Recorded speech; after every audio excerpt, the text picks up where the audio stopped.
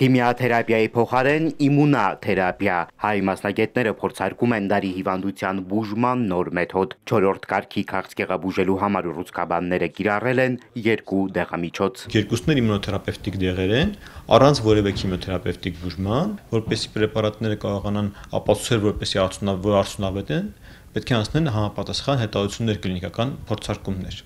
Եվ նմանատիպ կլինիկական փորձարկումներից մեկն էլ հանդիսանում է մեր կենտրոնում իրականացվող կլինիկական փորձարկումը։ Հայաստանում եւ աշխարհում քաղցկեղը բուժվում է հիմնականում քիմիական միջոցներով։ Դեղորայքը ազդում է ուռուցքային բջիջների վրա ու քայքայում դրանք։ Մինչդեռ իմունային թերապիան ոչ թե ոչնչացնում է ուռուցքային բջիջները, այլ օգնում է, որ օրգանիզմը ինքնուրույն հայտնաբերի ու պայքարի դրանց դեմ։ Այս երկու պրեպարատները ներկայումս բազմաթիվ կլինիկական հետազոտությունների մեջ են գտնվում ամբողջ աշխարհում։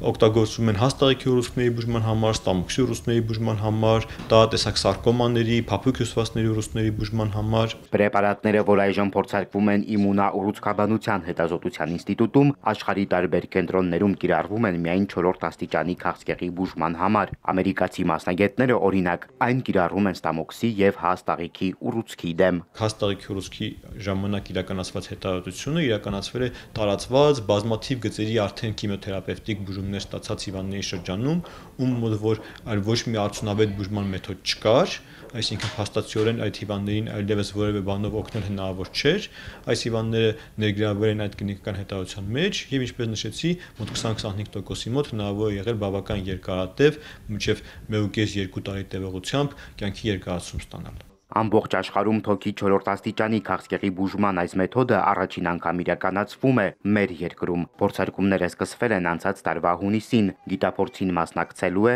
43 պացիենտ։ Ի տարբերություն քիմիաթերապիայի, պացիենտները իմունաթերապիան ավելի հեշտ են տանում։ Կողմնակի ազդեցությունները ավելի քիչ են արտահայտվում, ավելի մեղմ են արտահայտվում, քան օրինակ քիմիոթերապևտիկ հակառուցքային դեղորայքների դեպքում։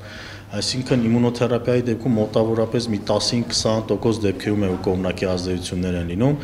իսկ այդ 10-20%-ից էլ մոտ մի 4-5% դեպքում է, որ այտենց բարդ վտանգավոր բարդություններ կարող են լինել։ Հայաստանում տարեկան գրանցվում է թոքի քաղցկեղի 800-ից 900 դեպք, դրանց 50%-ից ավելին հայտնաբերվում է 4-րդ աստիճանում։ 4-րդ ստադիայի դեպքում արդեն լիարժեք առողջանալու ոնց որ հնարավորությունը մարդ կորցրած է լինում եւ մենք պայքարում ենք ինչքան հնարավոր է երկարատև փորձենք տարիներով այդ ուռուցքային process-ը պահենք։ Գիտափորձին այժմ մասնակցում է 8 մարդ, մյուսներին կներգրավվեն ավելի ուշ։ Բոլոր պացիենտները դեղորայքը ստանում են անվճար։ Արդյունքների մասին հնարավոր կլինի խոսել գիտափորձից 1.5 տարի անց։ Սևակ Վարդումյան, Ալեքսանդր Կիրոյան, Էպիկենտրոն։